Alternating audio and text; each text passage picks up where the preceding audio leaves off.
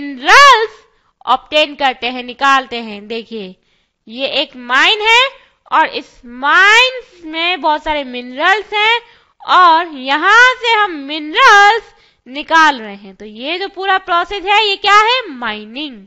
Now ये जो mining होती है ये टू टाइप्स की होती है। One is open pit mining and second is underground mining. और ये कौन सी माइनिंग होती है? देखिए ये जो फोटो आपको दिखाई दे रहा है ये रिप्रेजेंट कर रहा है ओपन पिट माइनिंग को और ये जो फोटो आपको यहाँ पे दिखाई दे रहा है ये रिप्रेजेंट कर रहा है अंडरग्राउंड माइनिंग को। अब इन दोनों में डिफरेंस क्या है? देखिए अंडरग्राउंड माइनिंग के लिए एक टनल बनाई जाती है अर्थ में।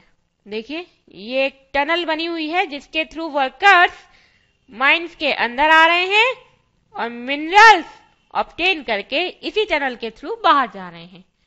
बट ओपन पिट माइनिंग में ऐसी कोई टनल नहीं बनाई जाती है। इसमें सिंपली जहां पे मिनरल्स होते हैं उस सरफेस को डिग किया जाता है और मिनरल्स ऑब्टेन किए जाते हैं। एंड ओपन पिट माइनिंग उसी केस में की जाती है जब मिनरल्स अर्थ सरफेस पे होते हैं या फिर नियर टू अर्थ सरफेस होते हैं। एंड अंडरग्राउंड माइनिंग तब की जाती है जब मिनरल्स काफी ज्यादा अंडरग्राउंड होते हैं, अर्थ में काफी अंदर होते हैं। राइट नाउ माइनिंग की वजह से हमें बहुत सारे मिनरल्स मिलते हैं बट इसके कुछ हार्मफुल इफेक्ट्स भी होते हैं और उन इफेक्ट्स के बारे में जानने के लिए हम डिस्कस करेंगे हैजार्ड्स ऑफ माइनिंग। बच्चों ये जो माइनिंग के हैजार्ड्स हैं ये माइनिंग करने वाले वर्कर्स जिन्हें हम माइनर्स कहते हैं प्लस एनवायरनमेंट दोनों पे होते हैं। तो चलिए सबसे पहले देखते हैं कि माइनर्स पे क्या क्या हैजार्ड्स होते हैं माइनिंग के। First, the dust and noxious fumes inhaled by miners make them vulnerable to pulmonary diseases. देखिए बच्चों माइनिंग के टाइम पे माइंस में से कुछ डस्ट एंड नॉक्सियस फ्यूम्स निकलती हैं। Fumes means gases and noxious means harmful. Right और इन फ्यूम्स और डस्ट को इनहेल करने की वजह से जो माइनर्स होते हैं वो वल्नरेबल हो जाते हैं to pulmonary diseases. Vulnerable means कि अब उन्हें कोई भी पल्मोनरी डिजीज इजीली अटैक कर सकती है। और पल्मोनरी डिजीजेस कौन सी होती हैं? Diseases of lungs. Okay now next, the risk of collapsing mine roofs which is known as cave ins.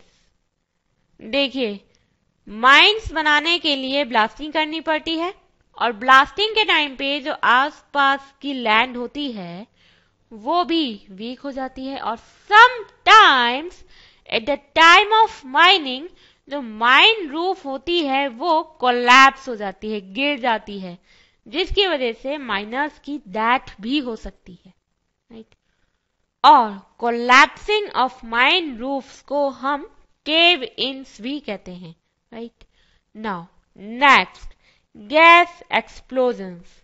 देखिए बच्चों at the time of mining sometimes एकदम से बहुत तेज गैस बाहर निकलती है जिसे हम कहते हैं गैस एक्सप्लोजन्स और इसका सामना भी माइनर्स को करना पड़ता है। Now next, electrocution. And what is electrocution? That due to electric shock is known as electrocution. देखिए बच्चों माइनिंग के लिए समटाइम्स जो इक्विपमेंट्स यूज किए जाते हैं वो इलेक्ट्रिक इक्विपमेंट्स होते हैं और इलेक्ट्रिक इक्विपमेंट्स यूज हो रहे हैं तो इलेक्ट्रिक शॉक भी लग सकता है और समटाइम्स उस शॉक की वजह से माइनर्स की डेथ भी होती है।